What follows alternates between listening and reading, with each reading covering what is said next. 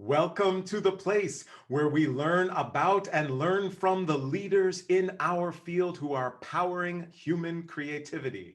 I am Aaron Dworkin, and this is Arts Engines.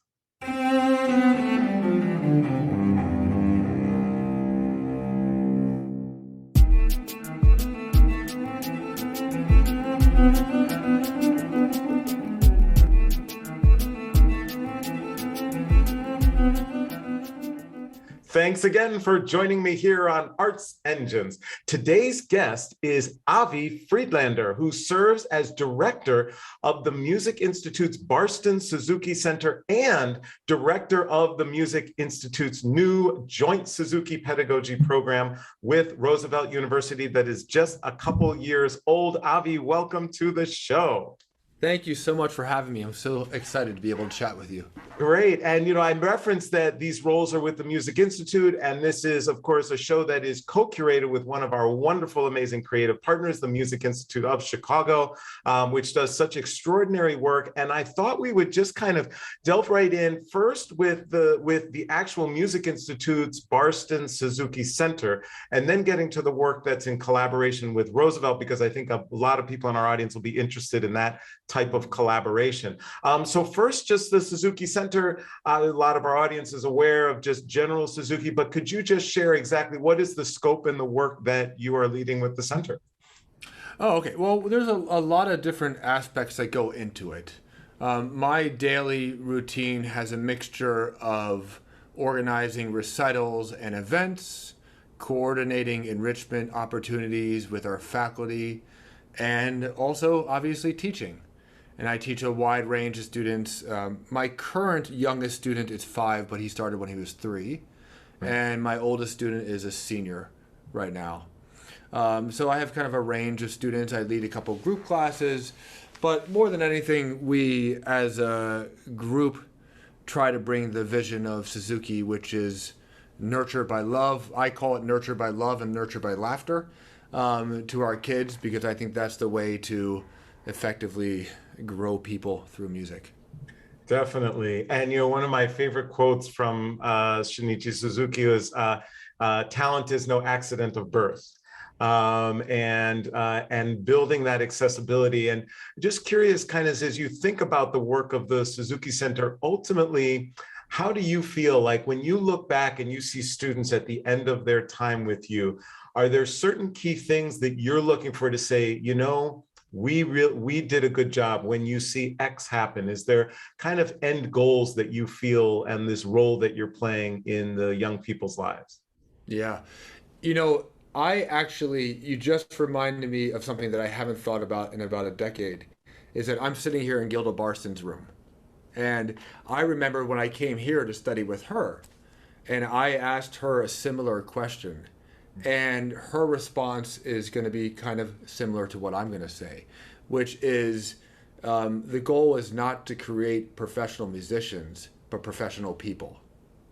And my goal is that when people leave the Music Institute, we've created somebody who's a professional person, somebody who's respectful, somebody that knows how to work together with other people, somebody that is kind, hopefully, and has a love of music and a love of community, because we are a community division. That is awesome. And I think, and that's just one of these things that drives, right, so many of us in the arts, which is that role that the arts can play in just developing humanity, and furthering just who young people grow up to be as humans, separate from their artistic abilities and talent development. So that's really awesome and fantastic. What I want to do is switch gears a little bit to the joint program, pedagogy program that you have with Roosevelt. So could you kind of describe that a little bit, and especially how it came about? Because there could be those in our audience who are looking and saying, you know what, we would like to potentially try to, replicate or emulate some type of similar collaboration in our own community. Yeah. So if you don't mind, I'm going to take a little bit of a trip down memory road. So I grew up in Pittsburgh, and I started as a traditional student. And both my brothers and sister were Suzuki students. So I knew a little bit about it, but My mom, being a single parent, had a choice as far as cello teachers, and we did traditional. When I was done at the end of Cleveland Institute of Music, I received my first job teaching at college, and I had a little bit of issues knowing how to teach the fundamentals and beginners and whatnot. And my girlfriend at the time, who's now my wife, suggested that I get Suzuki trained, which was the best decision that I've ever had. And it just takes being able to listen to somebody to be able to go down that path, you know? And one of the things that happened to me was I was able to do training in the evening at DePaul with Dr. Tanya Carey. And it was such a wonderful experience to be able to work during the day and do the Suzuki training and incorporate this new philosophy into my life. And I decided that that's what I wanted to do with my rest of my life. And it was the idea of trying to create this better world, better people, just the joy of learning and using music as that tool. And then I moved down to Birmingham with my girlfriend, who turned into my wife, and we started my own Suzuki school, but it didn't have obviously the training portion of it. When the opportunity came up here, I also had become a teacher trainer at the same time. And I wanted to see if there was a way to do a similar project to what I did at DePaul while I was working here. And I brought up the idea to Mark George, our president, and he was very interested in it. And the first year that I was here, I was flying back and forth between Birmingham and Chicago. So I had a lot of time in the airport and a lot of time on the airplanes. And I wrote a lot of things down. And I wrote kind of what would be a 2-year plan of what I think a long-term training would be, along with proposals while I was doing all my traveling. And I gave it to Mark. And, you know, from the leadership of Mark and Dean Berna and other people, Roosevelt, we were able to meet and kind of figure out a way to get this started through the presentations that I had on what I thought would be a good thing for training. Phenomenal. And what has that kind of led to in terms of a structure of both the collaboration and then the program itself? Right. And so part of it is that the Music Institute has a very unique thing here. We have 6 teacher trainers on faculty, which is very rare. When I lived in Birmingham, there were no teacher trainers in Alabama, Georgia, Florida, like it's a lot of the southern states that I was down there, Arkansas, Mississippi. So many just right here in the building walking around. And so because we had that, and we have flute, piano, cello, violin, viola, it just made sense to use the faculty here and have this experience of the student body to incorporate into the pedagogy program. So the people that would go to Roosevelt would be able to study the pedagogical aspect of the learning the method with us, but then also be able to come and observe lessons or do practicals by coming and practicing teaching a group class. Wow. And things. So it was kind of the best of 2 worlds, and it just was a logical way of joining them together. Phenomenal, phenomenal. And so now, just a couple years in, a sense of how the program will move forward and kind of successes, any things that you're looking to still continue to evolve? Yeah, it was very interesting starting it right at the beginning of the pandemic, which had its pros and cons. One of the pros was we could use the digital format to help build the program from the beginning, which helped. What I can say is great right now is that we have, full violin and cello programs second year in, up and running with Dr. Tanya Carey and Ann Monska-Smelser really leading the charge on that. And we have, starting in January, piano starting up. And then the goal is to eventually have flute starting next year as well. But I think we're on a great start for a program 2 years in and already having people in the second year of the program.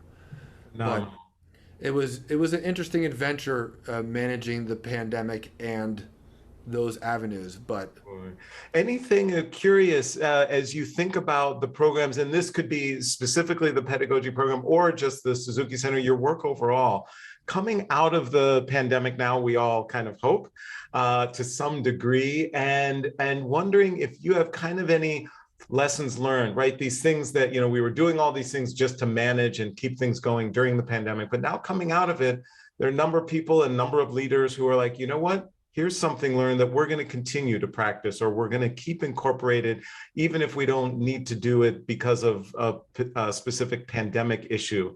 Just wondering, do you have any kind of those things coming out that you've learned and or things you want to keep in place or do differently permanently moving forward? Mm-hmm. Well, I will say that obviously the video aspect of it is here to stay.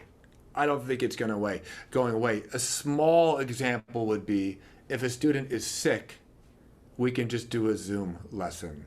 You don't need to come in and battle through it. And I've done that multiple times. Mark George has been amazing with being a forward thinker with the technology aspect of it. So we have amazing Wi-Fi here at our school. He's helped out with getting equipment and whatnot, which has been great. For me personally, I have learned some things as far as how I organize the new method of teaching online, because I had been teaching online maybe 6-7 years before the pandemic started, but I hadn't done the group class aspect of it online. So I had to take some of the recipes I used for creating my rock and chops and improv methods and incorporate it into the online teaching, which was basically have an idea, ask a lot of people what their thoughts were, write things down, try it out, evaluate, write more things down, try it out again, and then use it. So for an example, when we knew the pandemic was starting, I didn't know how to teach group classes online, but I asked probably a dozen or 15, 20 people what they thought would be good. I wrote down a bunch of things, and then I asked a bunch of students if they would do group classes for me. No charge, just do it so I can get the experience and get the feedback of it. And I did that during our spring break, which is right when the pandemic started. I spent 3 or 4 days just doing practice group classes, made a list of what I thought were good, effective group class teaching, and then was able to share that with our teachers. So, and that is just, I love how you walk through that and very, methodical approach that is able to improvise and respond to change and be innovative given those circumstances. But I absolutely love that leadership approach that you've brought to this process. Really, really key. Well, unfortunately, we are just about out of time, but I always like to kind of check in with my guests. Obviously, while that process that you just shared sounds very thoughtful and sounds like it just leads to a smooth results and wonderful ultimate impact for students, but I'm sure there are challenges that have arisen. And curious for you as a leader, how do you kind of deal with the toughest of days, the toughest of challenges? How do you draw on inspiration and ideas? What do you kind of do in those toughest of times or darkest of times? Yeah, for the tough times, I have an amazing partner in my wife, and who's always the toughest person that I know and tends to be the most level-headed as well. So I have somebody that I can lean on in those aspects. As far as the mental aspect of it, there's a lot of sports psychology books that I read for mental toughness, and then books by a man named Thich Nhat Hanh about the miracle of mindfulness. And I try to use those as my inspiration on being mindful of every moment. And then as far as where to draw inspiration from, I try to look at people that are successful at different fields and read their books and watch their videos, and not just music. I do a lot of, my son plays ice hockey. So my new thing is I'm watching a lot of the great hockey teachers and trying to pick up things from them and their learning. And then, there's a really great book called The Little Book of Talent. It's by Daniel Coyle, and it has 52 steps to talent, he calls it, but he's a Suzuki parent actually. And one of the chapters is don't be afraid to fall down, and also watch what you want to what you want to become. It's called engraving. So in those times where I feel a little bit down and out, I try to watch people who have persevered through hard things. Like I just read a book about Jackie Robinson to my son, and then right before that I was reading a Gordie Howe book. And I think reading those types of books from people like Gordie Howe, who grew up with 9 kids in a small house, kind of gives you a little bit of an idea of where you are. Wow. Yeah. Avi Friedlander, you truly are one of the arts engines who is powering human creativity in our world. Thank you so much for being on the show. Thanks for having me. It's great to talk to you.